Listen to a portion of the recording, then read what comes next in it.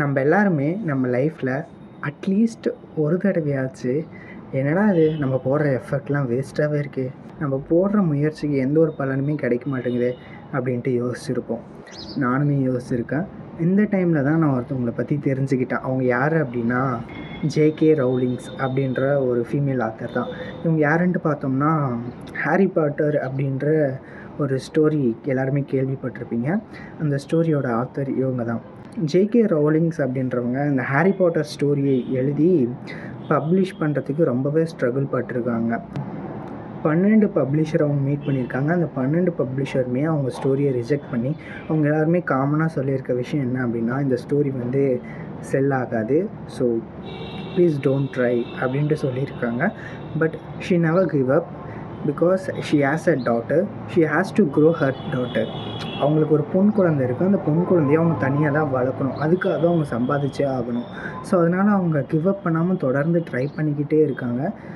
அந்த 12 rejection face பண்ணதுக்கப்புறமா ஒரு 13th பப்ளிஷர் அவங்க போய் பார்க்குறாங்க.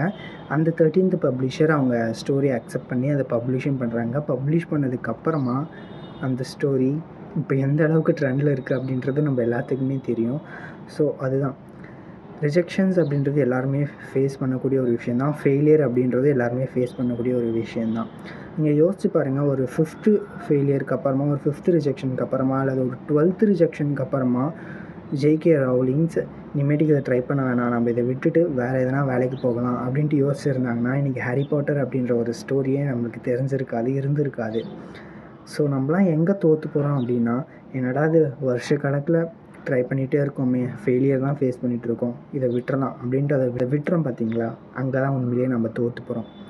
ஸோ ஒரு விஷயம் செய்யும் போது அந்த விஷயத்தில் டைம் போகிறதே தெரியாமல் உங்களவே நீங்களே மறந்துட்டு ஒரு விஷயம் செய்வீங்க பார்த்தீங்களா, அந்த விஷயத்தை மட்டும் விட்டுறாதீங்க.